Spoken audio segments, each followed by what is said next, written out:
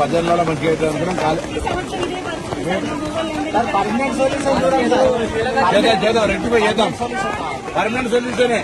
Permanent solution అంటే పునరావాస కింద దీని కింద ల్యాండ్ ఎక్వేషన్ చేసి ఖాళీ చేయాలి. దాని కూడా మీరు సానుకూలంగా ఉండాలి. మళ్ళా అట్లా అనేటువంటి పంచాయతీ చేయకండి.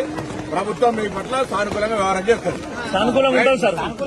గ్రామం అంతా సానుకూలంగానే ఉంటుంది సార్. పంచాయతీ సార్ కూడా అన్నారు మీ కోరిక మేరకే మీ కోరిక మేరకే చేస్తున్నాం. మళ్ళా పొద్దున మళ్ళీ మేము క్లాసెస్ స్టార్ట్ చేసినాక మళ్ళీ హడ్లీస్ క్రియేట్ చేయాలి. ఇవేమున్నది ఏం చేయం సార్.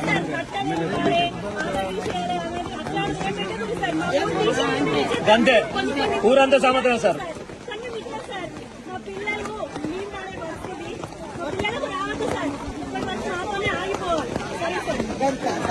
పిల్లని ఇవ్వాలంటే ఆలోచిస్తున్నారు.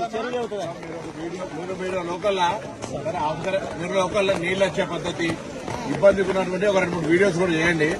2-3 వీడియోస్ తీసి మనం పోయి ప్రిన్సిపాల్ సెక్రటరీ బాగుంటుంది మాట్లాడి యాక్షన్ ప్రాసెస్ అది మేడం ప్రాక్టికల్ రిపోర్ట్ నెల రోజుల లోపల అవుతున్నారంట. అమ్మా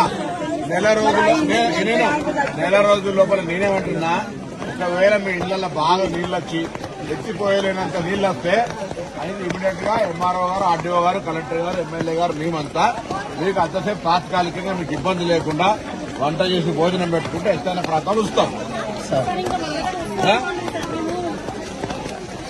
మద్దతు పోతే మీకు అర్థమైతే ఒకసారి పోయి కడితే మద్దతు పోతే పోయి ఒక రోజు కడితే ఒక నెల కడిచినట్టు ఉంటుంది సార్. ఇక్కడ